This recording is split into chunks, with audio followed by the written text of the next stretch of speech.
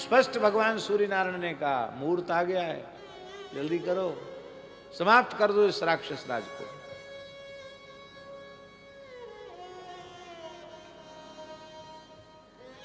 बड़ा चमत्कारी स्तोत्र है आदित्य हृदय।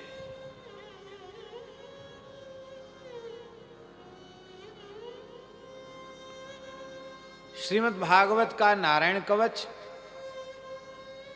और श्रीमद् वाल्मीकि रामायण का आदित्य हृदय, ये दोनों सिद्ध स्तोत्र हैं। नारायण कवच भी सिद्ध है और आदित्य हृदय भी अपने आप में बिल्कुल सिद्ध है, बहुत अद्भुत स्तोत्र है।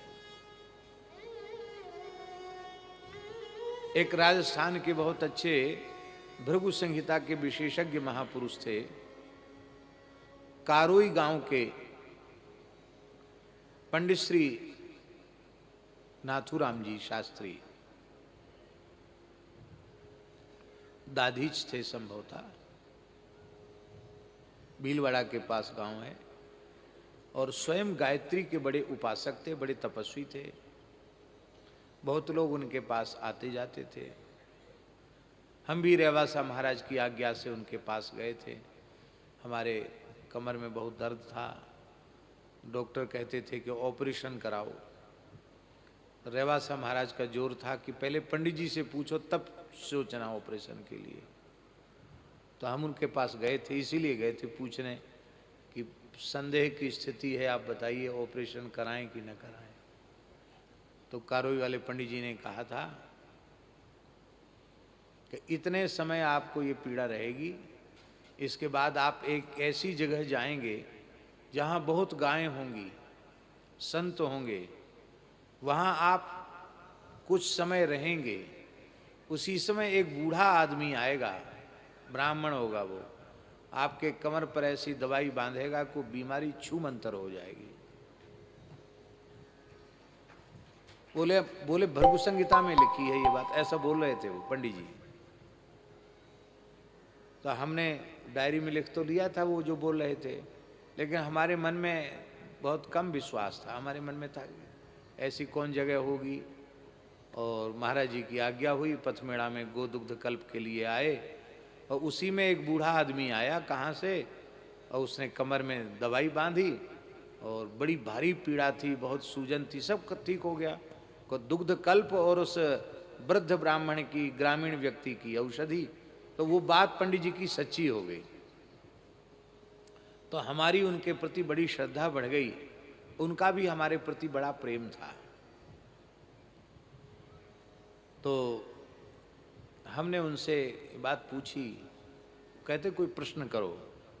तो मैं उनसे यही प्रश्न किया कि हमारे हृदय में सर्वाधिक पीड़ा, कष्ट और चिंता इसी बात की है कि भारतवर्ष जिसकी इतनी महिमा शास्त्रों में है, धर्म प्राण भारतवर्ष कहा जाता है, धन्यास्तु ये भारत भूमि भागे, और उस भारत की पवित्र धरती पर गायों की निर्मम हत्या हो रही है, गाय का रक्त गिर रहा है, ये बहुत कष्ट और पीड़ा की बात है।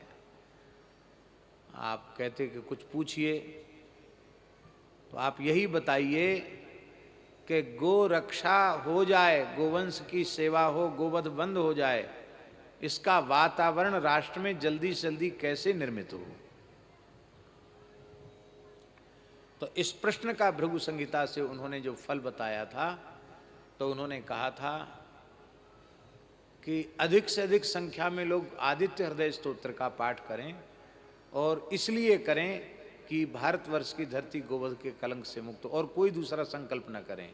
यही संकल्प लेकर के गोवध के कलंक से भारत की धरती मुक्त हो, और बड़ी संख्या में आदित्य हृदय के पाठ हों, तो ये वातावरण निर्मित हो जाएगा।